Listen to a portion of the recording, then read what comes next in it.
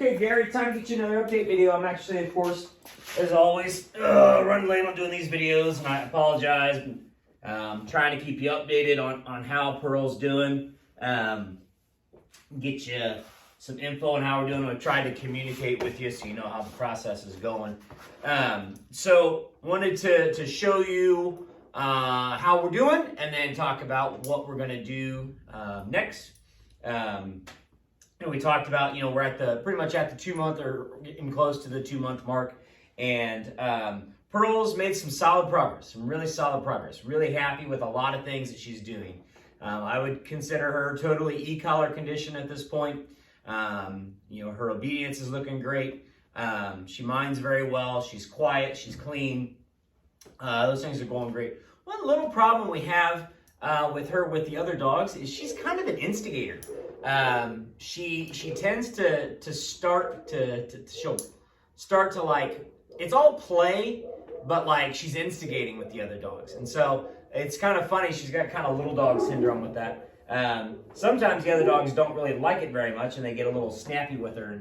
And I've had to kind of keep her separate because she does tend to want to start some stuff. Nothing major. Nothing that, like, I'm really worried about it, but just I don't want it to become a problem. I don't want it to escalate. So of course, we always watch that real close. But anyway, all that stuff's going fine. I feel like we've made wonderful progress. Her obedience on leash, aces. We know she's got tons of bird drive. I actually have not given her a bird lately. It's been quite a while since she's seen a bird because we're trying to fix a problem, and I'll show you the problem here in a minute. But what you'll notice here is she's pretty uptight. She's sitting here, she's glued to my leg, and she's not moving because lately Pearl has not been having much fun. Unfortunately, I've had to be bad cop. I don't like being bad cop. I don't like being the bad guy, but Pearl has made it pretty clear that I'm going to have to make her do this. And that's fine. It's not my favorite way to do this, but I'm going to have to do it. Yeah, you give me a little tail wag, aren't you?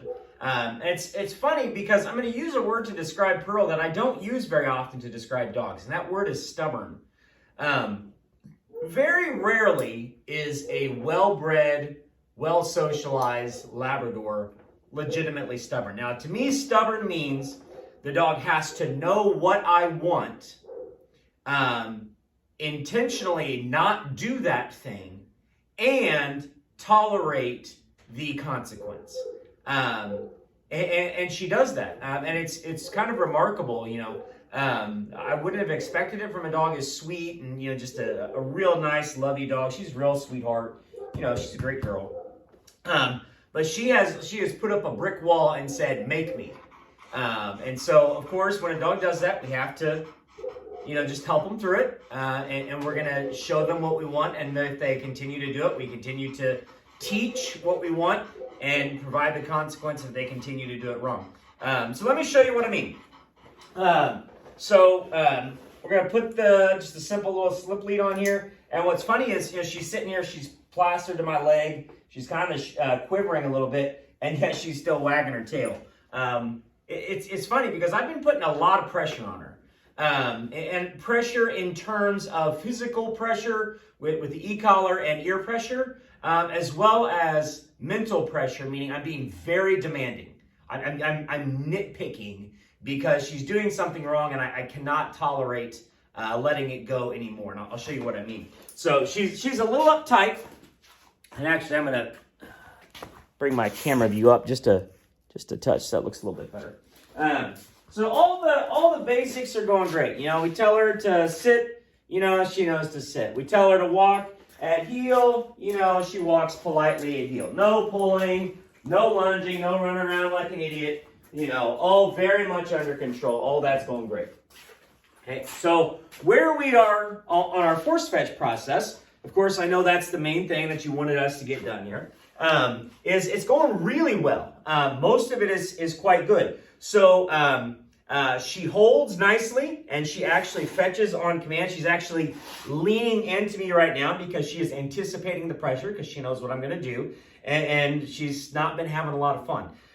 So I'm going to apply pressure right here to the ear. Nothing real hard. Just slow, steady pressure is where we're at the moment. I've used a wide range of pressures on her, trying to figure out where she is. Good. And there she opened her mouth and she took the bumper like I wanted her to. Thank you. Good girl. And the thing with Pearl is she'll sit here all day. She'll hold that bumper in her mouth all day long when we're sitting here, just as an absolute angel. I can talk, I can tap, I can do everything, move all around her, touch her, do everything, and she's great, no problems. Give, and then she releases nicely. So all those things are going wonderful. But here's the disconnect. The disconnect is it's a relatively common problem, but she has a pretty extreme case of it. The extreme case that she has is she doesn't want to carry the bumper with her. And to the point of she is attempting to bolt from the bumper. Now, bolting is what I mean, like if I didn't have her indoors and have her on a leash, she's going to adios and take off. See you later, I'm out. And some dogs will do this. I've had a handful over the years that will bolt during force fetch, which of course is why we start this indoors. But I've never seen him do bolt in this particular stage. It's not all that different, but anyways, it's where she is. So what she's going to do, the bolting process is where the dog is saying, I'm done with what you're doing, and I'm taking off to do my own thing. And obviously, we can't let that happen. So when I put the bumper in her mouth, or when we get her to fetch right here, so we're going to fetch right here. Okay. Good. Get the fetch. Good. All right. And if I'm going to take one step and get her to walk, she's going to spit the bumper out and run away, most likely. Now, we've been doing a lot of reps. Maybe she'll get a good one on camera here. But more than likely, she's going to spit the bumper out and try to bolt. Heel. Heel. She's like, nope, I'm not even going to move this time. Okay. That's improvement. That's improvement. Okay. All right, come on. Good. Good. Sit. Good girl. All right. That's good progress. I'm pretty happy. She did not bolt it up this time. Good. Good girl. Give. So I've been applying a lot of pressure. If the dog bolts, generally the response is we have to burn. We apply pressure. We cannot let the dog think that there's any circumstance where they can bolt and run away from us. Because if they ever actually knew the truth that the dog can outrun us, right? Like we can't catch them, right? So we have to get them to understand you can't bolt, you can't run away. That's not an acceptable response. So that's good. That's progress. I'm actually pretty happy with that. We did not bolt there. Good. Okay, give me some tail wags. I like to see that. Tail's still down, but just give me some wags. Good. Okay. Good. Good girl. Can we walk a little bit? Good. Sit. Good girl. All right. Give. Good. We had a really bad day yesterday. I put a lot of pressure on her, and we burned a couple times because she kept repeating the negative. Had negative reinforcement because she was dropping, and maybe we've crossed the threshold today. I was honestly expecting this video to show you the problem. I was not expecting to show you the solution. It's a good girl. Good. That's a good girl. Good. Heel. Good girl. Good. Okay. Good. Give. All right. I'm pretty happy with that. That's some progress. So, that's good. That's good, sweetheart. Did you finally decide to come to Jesus and we're going to do it the way that I've been asking? Huh? Actually, the truth is, I wasn't ever asking, was I? I was telling you how we're going to have to do it. Okay, so I think we're going to make this. Another few weeks. The next thing we're going to do, of course, we're going to start walking and get this more fluid. We're going to do a lot more walking with the fetch. She will already fetch off e-collar pressure. She already responds to that fine. So what we're going to do, we're going to walk more, get more fluid. Then we're going to be taking the bumper and putting it down to the ground. So we're going to be fetching at different distances to go get it.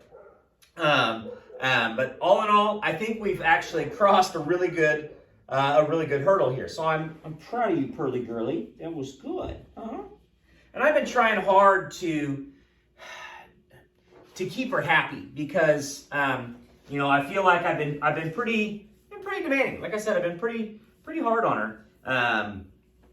She's blowing her coat out, already starting to blow some coat. Got hair going everywhere. That light brown undercoat's coming out. But anyway, she's just like the sweetest dog, you know, the sweetest little dog. And I have never seen another Tyco Tootsie puppy that reminded me so much of Tootsie. I mean, she is a Tootsie clone.